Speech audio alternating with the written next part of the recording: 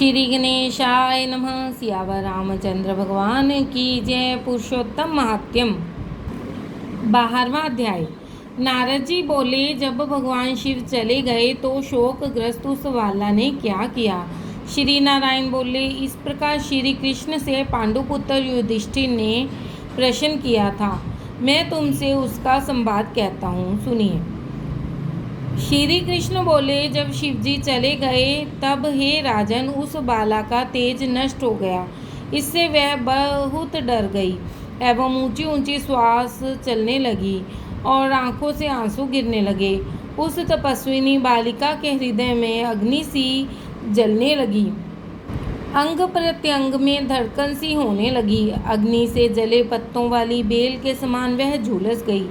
इस प्रकार कष्ट सहते सहते भगवान ने उसकी मृत्यु कर दी। सर्प जिस प्रकार बिल से निकलते चूहे को पकड़कर निगल जाता है, उसी प्रकार उस तपस्विनी बाला को बलवान काल ने अपने वश में कर लिया।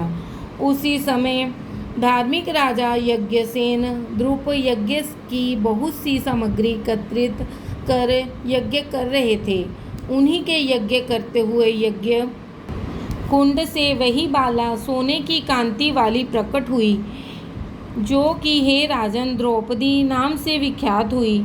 जिस द्रुपद कन्या को मत्स्य भेद करके स्वयंवर में अनेक राजाओं भीष्म कर्ण आदि को निस्तेज करके अर्जुन ने प्राप्त किया था। कानों में शूल के समान असत्य वचन कहते हुए दुष्ट दुशासन ने जिसे चुटिया पकड़कर खींचा था। हे राजन, उस समय मैंने उसकी ओर ध्यान नहीं दिया था, क्योंकि इसने पुरुषोत्तम मास की अवहेलना की थी। किंतु जब प्रेम से मुझे बार बार पुकारा, हे गोविंद, हे गोपीजन को आनंद देने वाले, हे दीन बंधु, दया के समुद्र, मैं इस दुष्ट दुशासन के हाथ में पड़ गई हूँ। हे प्रभु, क्या आपको यह नहीं मालूम। श्री कृष्ण बोले, इस प्रकार कष्ट में पढ़कर द्रौपदी ने मेरी शरण ली। मैं चाहे उसे भूल चुका था, तब उसकी प्रार्थना सुनकर शीघ्र ही गरुड़ पर सवार होकर उस स्थान पर आया और उसे वस्त्रों से परिपूर्ण कर लज्जित होने से बचा लिया।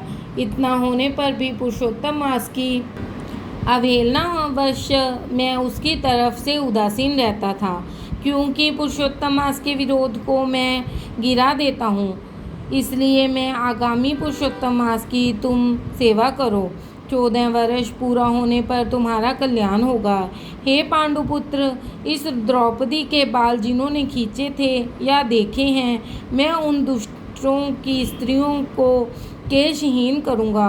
तुम दुर्योधन आदि पापी राजाओं को यमपुर भेजकर शत्रुओं को दंड देकर स्वयं राजा होंगे। जो मेरे प्यारे भक्तों को दुख देते हैं, वह नित्य ही मुझे दुख देते हैं।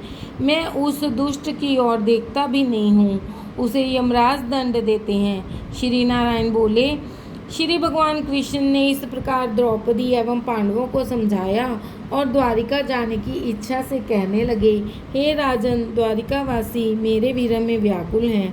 मैं आज ही द्वारिका जा रहा हूँ।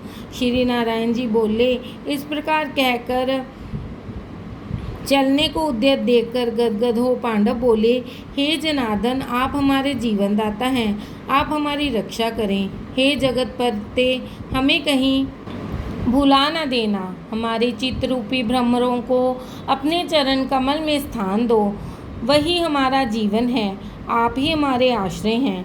पांडुपुत्रों के सामने भगवान श्री कृष्ण प्रेम से भरे हुए रथ में धीरे धीरे बैठ गए। पांडव कुछ दूर उनके पीछे पीछे चले, जिन्हें श्री कृष्ण ने कुछ दूर जाने पर लौटा दिया और आप द्वारिका को चले गए।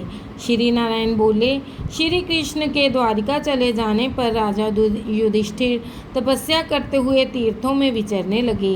हे ब्राह्मण, श्री भगवान के प्रिय पुरुषोत्तम मास में मन लगाकर भगवान श्री कृष्ण के वचनों को याद करके अपने भाइयों तथा द्रौपदी से बोले, हे भाइयों, आपने पुरुषोत्तम मास की महिमा तो सुनी है। पुरुषोत्तम की पूजा के बिना कैसे सुख प्राप्त हो सकता है। जिस प्राणी ने पुरुषोत्तम पूजन किया है, वही भारतवर्ष में धन्य है तथा श्रेष्ठ एवं पूज्य है। इस प्रकार पांडवों ने सब तीर्थों में घूमते हुए पुरुषोत्तम मास आने पर उसका व्रत नियम पूर्वक किया।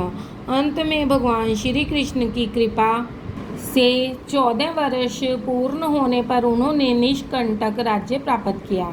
इससे प्रथम भी दृढ़ धन्य सूर्यवंशी राजा पुरुषोत्तम मास के व्रत के प्रभाव से बड़ी सुख समृद्धि, पुत्र पौत्रादि का अपूर्व सुख तथा अनेकों भोग कर बड़े बड़े योगियों को दुर्लभ भगवान के लोक को प्राप्त हुआ करते थे। हे मुनि, इस मास के महात्म करोड़ों कल्प बीतने पर भी मुझ में कहने का सामर्थ्य नहीं है। श्री बृहद्नारद पुरुषोत्तम मास महात्म 12वां अध्याय समाप्त। बोलो सियावर रामचंद्र भगवान की जय।